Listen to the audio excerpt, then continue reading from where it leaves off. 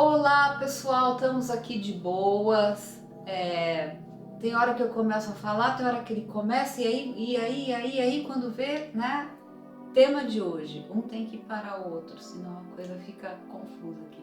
É porque é muita coisa para falar. E O esse tema canal é vocês vão ter que nos aturar. curto. É muita coisa. Olha, tema de hoje, alunos me perguntando, Ana, que história é essa de praga, de gafanhotos? Aí já começaram a falar, são as pragas da Bíblia, é o Apocalipse. Nós vamos ter vários vídeos sobre uma grande discussão sobre é ou não é o Apocalipse, mas não é hoje, você espere. Hoje nós vamos falar sobre praga, porque é um tema extremamente interessante, filosoficamente ele é muito instigante, porque eu sempre insisto nessa questão, você ficar pondo a sua cabeça para entender essas forças que comandam a vida. E a praga vai ser um exemplo a respeito disso. E sob o ponto de vista ecológico, porque como sempre eu mantenho, é um grande orgulho, uma grande felicidade manter contato com aqueles que foram meus alunos no Brasil durante 31 anos. Muitos deles já estão formados, se transformaram em cientistas, engenheiros, médicos, outros professores, né? E me perguntam, por que eventualmente na natureza uma população de uma espécie qualquer explode? Antes dele falar se o ser humano é ou não uma praga, na visão dele, eu preciso dar uns avisos, tá? Primeiro aviso, por favor, inscreva-se no canal, clique naquele sininho, porque o sininho vai falar para você o dia que entrar um vídeo novo.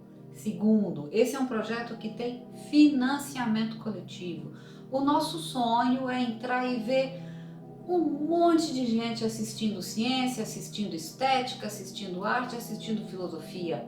Veja nos cards e na descrição como você pode apoiar financeiramente. Apoiando financeiramente, você passa a participar do grupo privado, que é um grupo onde a gente interage diretamente com você. Isso. O outro aviso é que, quando surgirem aqui indicações de obras, artigos, citação bibliográfica, não entra aqui no vídeo, entra no grupo privado. Porque alguém poderia perguntar, esse sujeito aí que eu nunca vi, porque há pessoas que me conhecem, há outras que não me conhecem, de onde ele tirou essa ideia? Porque você sabe que na internet a gente pode dizer que elefante é um animal cor-de-rosa, É o que Velho tem, Oeste. é terra sem lei, entendeu? Elefante é um animal cor-de-rosa, que tem 6 pernas e na realidade foi trazido pelos marcianos. Então citação bibliográfica é lá, tá bom?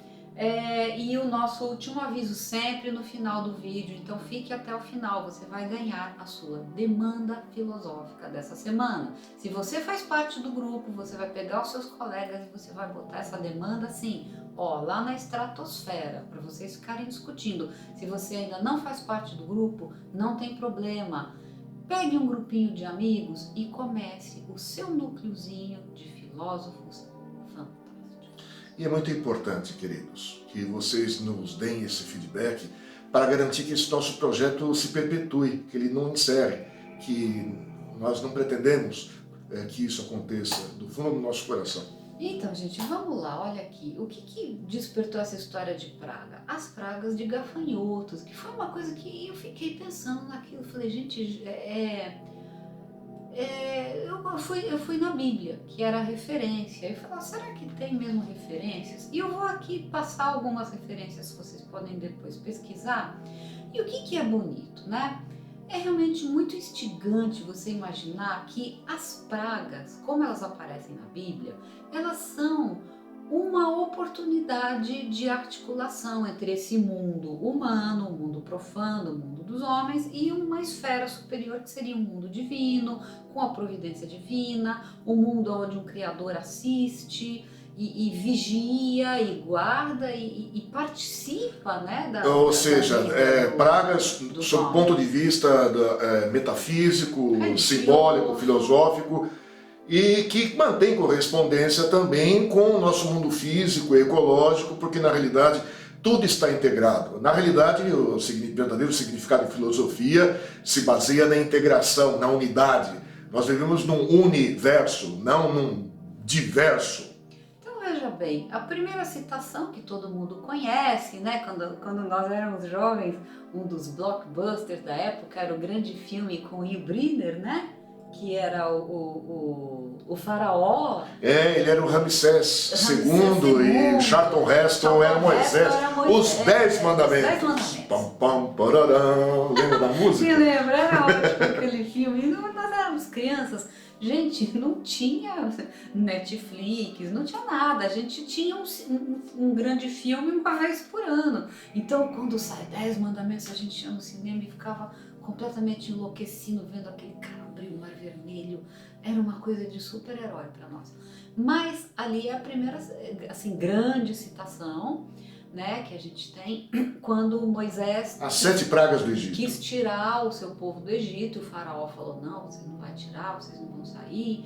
E aí Moisés então vai lá sob o comando de Deus e inunda o Egito com esta praga. Uma outra citação que eu encontrei que eu também não conhecia. Aliás, também é uma praga de anfíbios, não é isso? Tem várias, Que tem as vem moscas também, né? Moscas, gafanhotos. Fora que não é bíblico, né? Mas os egípcios sofriam com praga de piolho. Eu não sei se vocês sabem disso, mas por que todo desenho, afresco egípcio, os caras são carecas? Eles raspavam a cabeça. Eles raspavam a Não é o cabeça. motivo pelo qual eu mantenho essa... Já pensou? esse... Já pensou ué. praga de piolho aqui? Eu não resistiria a uma praga de piolho, né? Não tem condição. Mas os egípcios raspavam a cabeça por causa de piolho. E usavam perucas. Usavam perucas, tudo aquilo que você vê, aquelas trancinhas são perucas. E tem umas imagens que tem um triângulozinho. Aquilo era um cone.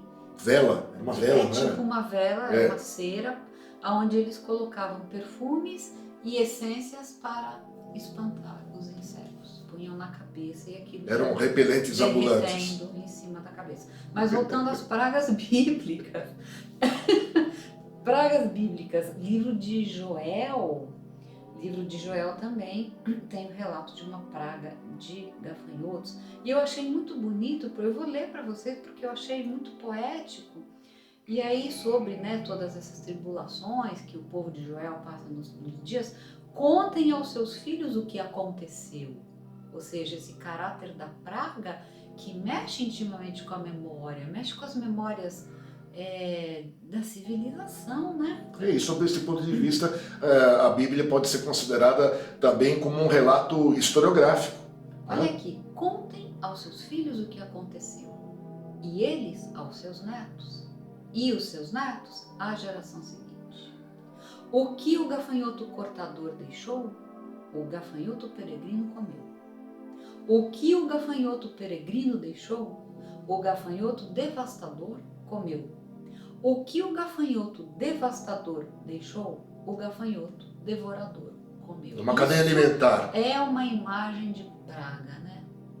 Isso é uma imagem, é um negócio cíclico que um vai comendo o outro. Livro do Apocalipse. Como é que os gafanhotos aparecem ali, né? O quinto anjo, Apocalipse 9. O quinto anjo tocou sua trombeta e viu uma estrela que do céu caía na terra, e foi-lhe dada a chave do poço do abismo. E abriu o poço do abismo e subiu fumaça do poço, como a fumaça de uma grande fornalha, e com a fumaça do poço escureceu-se o sol e o ar. E da fumaça vieram gafanhotos sobre a terra, e foi-lhes dado poder, como o poder que tem os escorpiões da terra. E foi-lhes dito que não fizessem dano à erva da terra, nem a verdura alguma, nem a árvore alguma, mas somente aos homens que não têm nas suas testas o selo de Deus. E foi-lhes permitido, não que os matassem, mas que por 5 meses os atormentassem. E o seu tormento era semelhante ao tormento do escorpião quando fere o homem. E naqueles dias, os homens buscarão a morte e não a acharão, e desejarão morrer, e a morte fugirá deles. Essa é uma das passagens, mas a outra que o Estevão vai gostar mais ainda, que eu fiquei extremamente Lá vem. intrigada, porque isso aqui não é a descrição de um gafanhoto. Sim. E eu aposto que você já deve ter lido Apocalipse, mas você não vai lembrar dessa descrição. Sim. Presta atenção disso, e eu tô aqui pensando o que poderia ser isso aqui. Olha aqui. E o parecer dos gafanhotos era semelhante ao de cavalos aparelhados para a guerra. e sobre as suas cabeças havia umas como coroas, semelhantes ao ouro. E os seus rostos eram como rostos de homens, e tinham cabelos como cabelos de mulheres, e os seus dentes eram como de leões. E tinham couraças como couraças de ferro. Armaduras, então. Né? E o ruído de suas asas era como o ruído de carros, quando muitos cavalos correm ao combate. E tinham caudas semelhantes às dos escorpiões e os aguilhões nas suas caudas. Parecem helicópteros, né? E o seu poder era para danificar os homens por 5 meses. E tinham sobre si um rei, o anjo do abismo, em hebreu seu nome Abaddon, e em grego Apolion. Enfim, é instigante, né? O que essa pessoa viu, mas de qualquer maneira o que vem em primeiro impacto é realmente essa imagem de praga, né? Como a gente leu aqui, aquele negócio cíclico que fica... Não estou propondo que São João viu helicópteros. É a imagem cultural que me vem à cabeça, pelo amor de Deus, gente. Não coloquem palavras nas nossas bocas. Não, nós estamos aqui citando o que é o texto e fazendo aqui livres conjecturas. O que ele viu? Ele está se referindo a quê quando ele viu isso aqui? Indiscutível aqui é que era uma praga. Isso é o único fato indiscutível, é que ele está falando sobre um fenômeno de praga, né? Então eu vou passar a bola para o Estevão, mas antes eu vou deixar algumas questões aqui. E para não esquecer também, que depois ele vai comentar isso, outra citação muito presente na Bíblia é a citação de comer gafanhotos. Olha aqui. São João Batista. João, Mateus 3.4. E João andava vestido de pelos de camelo e com um cinto de couro ao redor dos seus lombos e comia gafanhotos e mel silvestre. Perdão, essa citação é de Marcos 1.6. Mateus 3.4 e este João tinha as suas vestes de pelos de camelo e um cinto de couro em torno de seus lombos e alimentava-se de gafanhotos e de mel silvestre. Eu vou perguntar para o Estevão daqui a pouco, é possível alguém sobreviver comendo gafanhotos? Quer dizer, o que tem ali, né, de nutrientes? Seria possível? Estevão, não só é possível... Vamos falar de pragas. Olha, primeiro eu vou responder a sua pergunta. Não só é possível, como o consumo de insetos em várias regiões do mundo, principalmente entre os povos indígenas da América do Norte, do México e do sul dos Estados Unidos, Arizona, Colorado, Novo México, também no Sudeste Asiático e na África, nós costumamos sentir asco desse tipo de procedimento, porque não é um componente cultural nosso. Não, comer inseto não, pelo amor.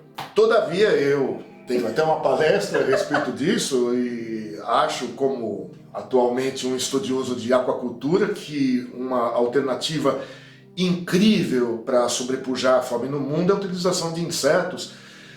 Mesmo que a humanidade não queira consumi-los diretamente, eles poderiam servir como ingredientes na composição de rações para crustáceos, para peixes, desculpe quem gosta, para bivalves, moluscos. Mas nós que conhecemos o Novo México, nós adoramos, por exemplo, a cidade de Albuquerque. Nós escolhemos morar em Portugal, mas se não viéssemos para cá, nós iríamos para o Novo México, quem sabe um dia, que é um lugar magnífico, é um lugar à parte para quem julga os Estados Unidos de uma forma estereotipada, não conhece o meio oeste americano. É muito comum nas lojas, nas lojas de alimentos que vendem refrigerantes, em postos de gasolina, saquinhos com grilos de diversas, são várias categorias. É mesmo, Vem torrado é um hábito muito comum dos nativos norte-americanos. Mas no Brasil come a tanajura, né? A tanajura é uma espécie de formiga, é gênero Ata, ou seja, é uma saúva, a saúva. Os machos e fêmeas alados no período do acasalamento surgem essas formas que voam para acasalar. Tem um abdômen muito grande, as pessoas coletam na época da revoada e fritam. Meu avô comia, dizia que era uma maravilha. Normalmente quem comeu insetos diz que tem um sabor e uma textura muito semelhante ao de crustáceo, ao de camarão. Seria possível São João sobreviver? Absolutamente. Inclusive a FAO, a Organização para a agricultura e alimento do mundo mostra, através de várias pesquisas, eu tenho uma vasta bibliografia para dar para vocês, inclusive até um PowerPoint, do qual eu me orgulho muito, mostrando essa importância na alimentação humana ou em rações, que não só os insetos, eles contêm todos os 20 aminoácidos possíveis e imagináveis, inclusive os 9, que são aqueles considerados essenciais e que o corpo humano não consegue fabricar, como a alta concentração de proteínas, vitaminas e em peso seco, ou seja, o material totalmente desidratado é muito, muito, muito mais nutritivo do que carne de vaca. Para se produzir 1 quilo de carne de vaca, a quantidade de água necessária para ser aplicada na agricultura, meu Deus do céu, vocês não fazem ideia. A pecuária, entre outros malefícios, além daqueles que levam à destruição de ecossistemas naturais, para a implantação de campos, não que eu seja um radical defensor de outras alternativas, mas no seu excesso, um dos efeitos colaterais malignos da pecuária é o consumo excessivo de água. E os insetos são os organismos mais econômicos em consumo de água do planeta. Escuta, pensando aqui, não sei se a gente daria conta desse tema agora, mas por que o inseto tem esse alto teor de nutrientes? Por que seria isso? Nós precisamos fazer nós precisamos fazer um grande um Excel, montar um fluxograma. Sim. Seria um tema interessante. Esse é um tema voltado à diversidade alimentar e à altíssima capacidade de adaptação para diversas formas de alimento. Não, mas eu vou entrar aqui com Provérbios. Provérbios 30.27. E eu vou ler uma frase aqui que é uma frase que parece bobinha, mas ela traz você para um fundamento de filosofia muito profundo. Olha aqui, Provérbios 30.27.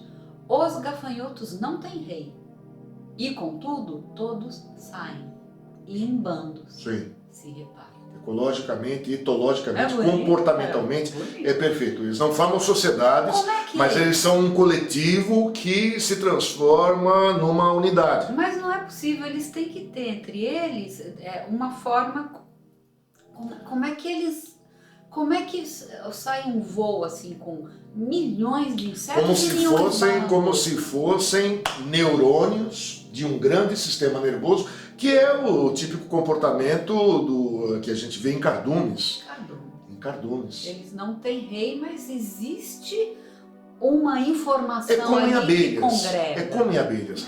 Entre as abelhas existe uma abelha rainha, mas ela não é rainha sob o ponto de vista de uma gestão executiva, governamental.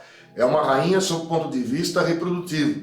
Mas um enxame de abelhas agindo em uníssono, isso é alvo de muitas pesquisas, de que maneira que esses organismos se comportam como neurônios integrados de uma espécie de um grande sistema nervoso, né? E o que coloca em xeque o conceito de indivíduo. Há uma plasticidade, segundo alguns cientistas, entre o conceito de indivíduo e a partir de que momento que o coletivo seria um organismo como um todo, né? Então, será que um neurônio meu, se ele tivesse uma consciência própria e quisesse se autoconsiderar, eu sou um indivíduo, mas na realidade ele faz parte de um coletivo em que, na realidade, o uno é o sistema nervoso central e não ele. Em alguma medida ele é o todo. Todos nós somos esse exemplo. Mas na realidade, neurônio querendo ser o meu conceito de ecologia transcende aquele de um ecossistema e, honestamente, eu vejo o universo inteiro se manifestando dessa forma. Poderia uma praga de gafanhotos ser criada artificialmente? Eu ouvi falar isso, pessoas perguntando. Seria possível? Eu fiquei pensando, eu achei que seria possível. Arquivo X, X-Files. Arquivo X. Para quem assistiu, deve se lembrar de um enxame de abelhas geneticamente modificadas. Seria possível. Que seria possível desde que fossem seria criadas. verossímil. Haveria verossímil. tecnologia para fazer, Verossímil. conhecimento para fazer. Verossímil. Teria que ser criado em laboratório em quantidades absurdas e serem lançadas como uma espécie de arma biológica. Como é que seriam teleguiados? Seria por feromônios? Eles iam colocar um microchip em alguns e fazer com que eles se transformassem em, vamos dizer, em líderes? Eu não sei. Mas seria verossímil. Quer dizer, haveria tecnologia. Sim. E agora faço uma ponte com Star Trek, para quem se lembra. We are Borgs. Os Borgs. Né? Resistance is futile. Então, você diante de milhões de gafanhotos chegando, o Borg, você não tem como resistir, né? Você vai ser Eles são um coletivo. impactado. E agora eu vou lembrar de uma coisa que você vai adorar, ou saudosismo, tempo bom, de uma musiquinha.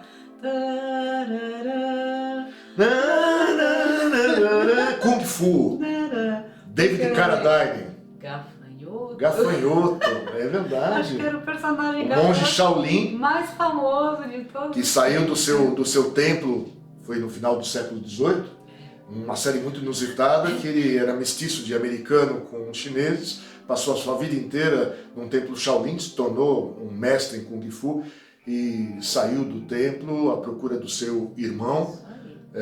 Depois de uma injúria, ele participou de uma demanda em que foi morto um líder. É um mestre, né? Shaolin no Velho Oeste. É um mestre Shaolin. E cada um deles tinha o nome de um animal ligado à técnica de Kung Fu, de defesa pessoal, no caso. Então, Kung Fu transcende defesa pessoal, ela é apenas uma consequência, né, de um todo. Bonito, e o nome dele era Gafanhoto. Porque o mestre Po é o mestre dele lá, ele era cego, ele não enxergava. E aí um dia Era o mestre dele. O rapaz se aproxima e aí o mestre Po coloca nele o apelido de Gafanhoto, assim, intuindo, e aí a câmera mostra tinha um gafanhoto pequenininho. Sim. Ali. Quer dizer, como é que o mestre viu, né, aquele gafanhoto se ele era cego? Agora, antes de nós encerrarmos antes disso, eu quero complementar a resposta da Ana Rita e satisfazer aqueles que provavelmente estejam aventando essa possibilidade e tenham essa dúvida. A Ana me perguntou se é possível criarmos uma superpopulação de gafanhotos ou de qualquer outra praga, que seja de insetos, que seja de fungos, que seja de ervas daninhas, plantas, bactérias, vírus ou qualquer outro ser vivo, artificialmente. Eu, como professor de ecologia, que fui por 31 anos, eu gostaria de encerrar essa live explicando-lhes rapidamente como que normalmente ocorre uma explosão populacional de uma espécie qualquer na natureza. Você não quer deixar para um próximo? Tá certo. Ótimo, é um bom vou tempo. deixar já que falamos de insetos, vamos deixar a pulga ou o gafanhoto, um gafanhoto atrás da orelha. Explosão? Como ocorre uma explosão? Como que num ecossistema as populações se mantêm equilibradas? O que é equilíbrio populacional? E será que as populações humanas estão ecologicamente integradas a esse planeta ou não? E aí, nesse segundo caso, estaríamos inseridos dentro de um conceito de praga? Olha aqui, demanda filosófica para essa semana. Você que faz parte do grupo privado vai falar com seus amigos. Se você não está no grupo privado, não faz mal, você junta os seus amiguinhos e, cara, vai ler, vai estudar, vai pesquisar. Você na sua vida está agindo como uma praga? Ou você está equilibradinho? Você está praguejando? Pare de praguejar, porque isso não é bom. Praguejar é sinônimo de que você está envolvido aí neste universo de praga, né? Como estava aqui o livro de Joel. Vem um, come o outro, e o que aquele deixou, o outro vem e come. Uma praga é voraz. A natureza não aceita organismos que sejam vorazes. Tudo tem que ser na medida certa. Medite aí na sua demanda filosófica, escreva pra gente, poste os seus links, os seus livros, os seus filmes, suas dúvidas e as propostas de novos vídeos, sugestões. Chega, né? Ok. Opa, tchau, queridos, até a próxima.